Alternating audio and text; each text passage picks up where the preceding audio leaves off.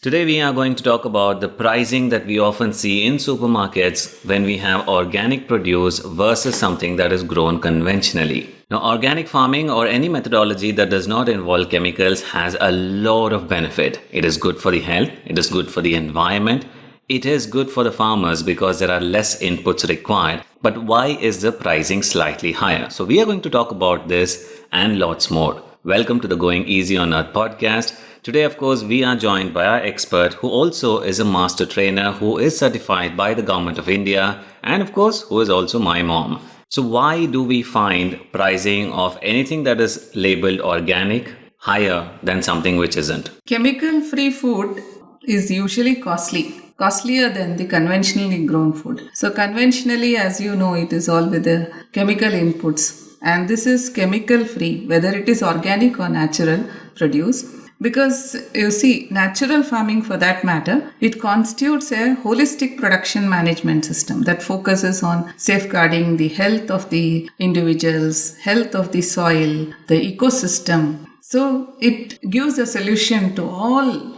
not just a segment of the target. It combines the traditional practices, farming practices with scientific knowledge. So that has been how in our country we are doing natural farming using the natural constituents like, the cow urine, the cow dung and the leaf-based, plant-based. So it is like that. So this is how it is produced. But however, one should understand that though it is beneficial to the environment, to the farmer, because it cuts the input cost for the farmer, and it is good for the health of the soil, health of the human beings, everything. But it is a very laborious, work for the farmer. He has to put in extra effort. He has to be on the farm because this is a production on the farm. The inputs are all produced on the farm and invariably by him or by his family members. So it involves a lot of labor and also, I would say, not only the production, but going forward, everything you have to have a separate system for storage and value addition and then packaging, then taking it to the market. All this is an extra effort he has to put in order to prove that this produce is chemical free or there are no residues of chemical in that. So labor is one, but then what other challenges are there? So agricultural marketing in general, it covers all the services involved in moving the agriculture produce from the farm to the consumer. Till such time, all those activities, the services and the goods involved are all put together is what is agricultural marketing. They involve planning, then they have to organize, they have to guide or direct, then they have to handle the agriculture produce in such a way that it satisfies the farmers, satisfies the intermediaries and ultimately the consumers. The whole thing is agricultural marketing. Now, interconnected activities, there are plenty of activities that go into making the farm produce to move from the farm to the consumer. They are like, you have to plan first of all. Supposing you have in your mind or you have already booked a contract with somebody that you have to deliver so much of tonnage of crop to a particular person. So the farmer has to start with the planning the production. Then growing. He has to grow. After planning, he has to invariably grow. And then harvest. After harvesting, it depends on the buyer. The buyer may just buy the produce and go from the farm, or the buyer may insist that he does some grading and then packaging. That is primarily in the farm, they just put it in gunny bags and give. Okay, those bags that carry. Otherwise, if a farmer undertakes every activity till it reaches the consumer, then he has to do packing, packaging, he has to transport, then he has to store as well.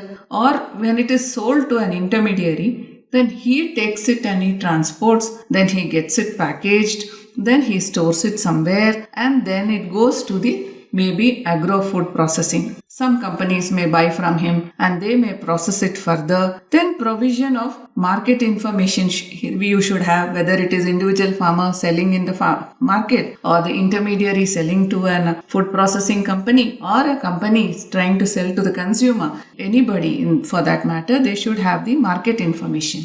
Then goes the distribution And big MNCs or the big companies like ITC or Reliance Fresh or anybody who are in this big basket or anybody, they have to do the advertising. They then, they rope in all the celebrities, big celebrities, and they market it. And then the actual sale happens. So many things, are there in the whole process of moving an agriculture produce from the farm till it reaches the consumer. Then again, for natural, coming back to our natural produce, this needs an extra attention. It conventionally, whatever I have said, it can be done. But here, a separate set of systems, the whole thing should exist. Like it needs a complete planning of production system. That of course we know, from procuring seeds to growing, and then without using any chemicals all through the journey. It should be chemical free, or no synthetic fertilizers should be used, no pesticides, chemical pesticides or growth promoters, any biostimulant that is plant based or animal based. So this kind of a monitoring, and even the seeds that they buy, they should be aware of whether they are genetically modified seeds. So everything, when the planning means it includes all these things. And then soil disinfection also should be done without any harmful after effects. Then only he can think of producing naturally or call his produce as natural produce. Then going forward, harvesting and storing. Now extra care has to be taken so that no commingling. Commingling is supposing conventionally produce is kept in the same place side by side, there is a chance of contamination, chemical contamination or the chemical residue coming onto the natural produce. So a small farmer cannot afford to have 2 storages, isn't it? And all the farmers don't convert their whole entire farm into natural farming. They do some conventional because they are scared. They cannot let go of that which they are used to. And switching on to the new methodology, they are also very skeptical whether this will work or not. So keeping this in mind, when they produce both the conventionally and naturally or chemical free, they have to ensure that they keep it in different places. Storage is separate. And then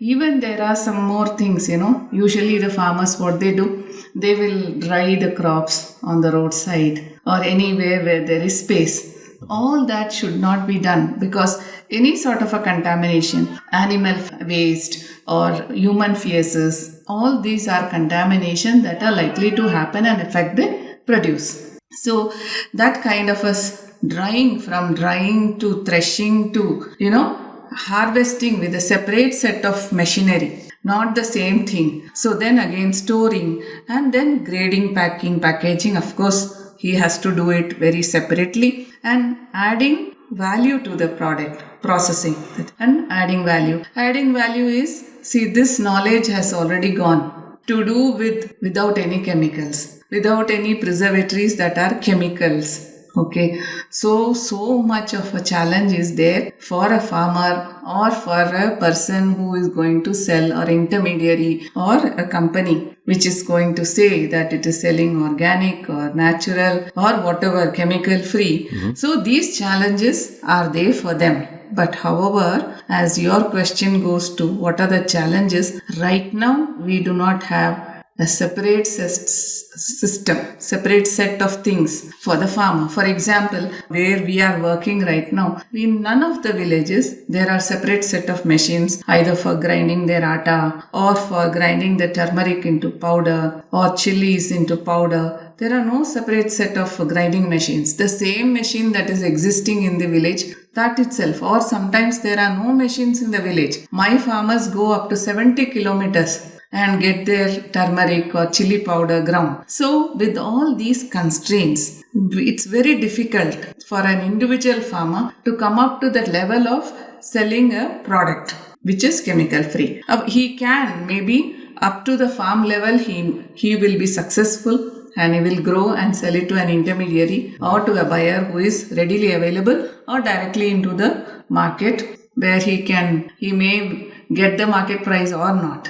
So with all these challenges, naturally, when you see something as organically branded or chemical free, or if somebody calls it natural and it's priced a little higher than this, so this could be the reasons. Maybe a time will come when there is lot of supply, the prices might come down. But since now very small pockets, very few farmers are doing this, when the mass production happens chemical free, the prices might come down. So even if a farmer grows something naturally without any chemicals, which in itself is a challenge, and then there are so many things which is out of his or her control, and going through all of these systems of storage, of packaging, of value addition, there are high chances of the chemicals coming along the way, like you just said.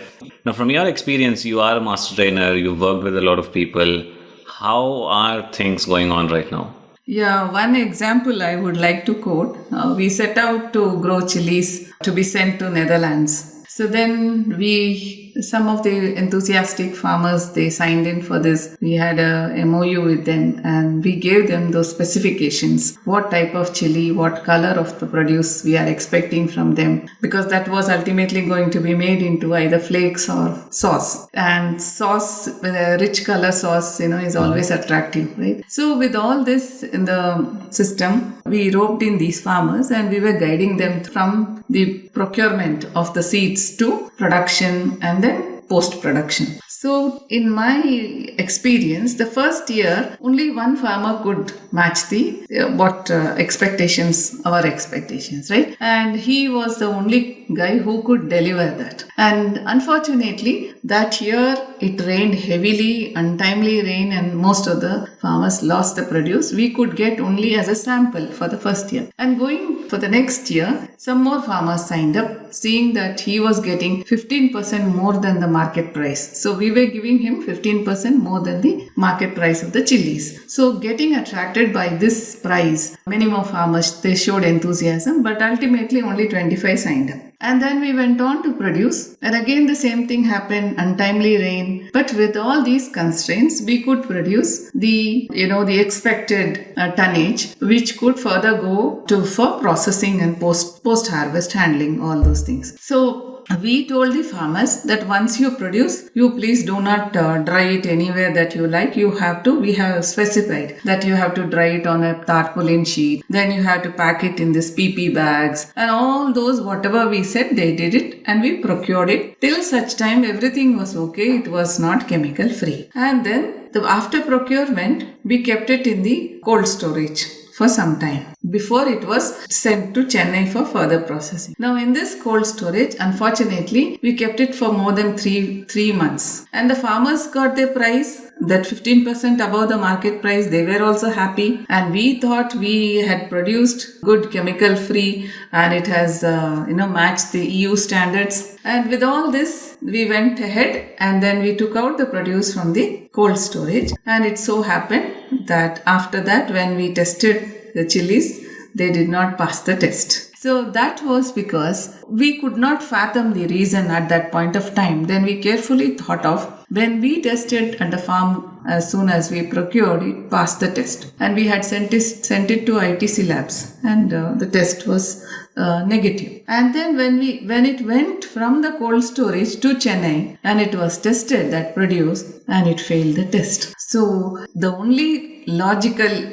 reason could be, according to me, chemical fumigation happens in cold storage. So that could have contaminated, or it could have been even commingling contamination, cross-contamination in the cold storage. So like this, it is such a fragile thing that all through you have to be so very careful. So this has been a real experience for us, how we have to be careful, not only at the production level, but going forward, even post-harvest handling, and ultimately till it reaches the consumer. The whole journey is, you have to be very alert. This is what my experience has been. And it makes sense because there are so many facilities, machinery, all of these equipment involved in the entire process, and it's very hard to see them being maintained or cleaned without using chemicals. So having something which is 100% chemical free is a challenge. And again, coming back to our main question about the pricing, it is quite a challenge right now as constructed to push a lot of naturally grown products without any chemicals through this pipeline, which is a robust system, but which has traditionally been using a lot of things which are chemical based. And again, supply and demand, and the more we demand, the better systems will come along. So that certainly is quite enlightening. So with that, we'll wrap up this conversation, and of course, we'll be back with more such interesting topics. And anything that you would like to let us know, anything that you would like us to talk about, put that in the comments as well. Thank you so much for listening. This is Going Easy on Earth.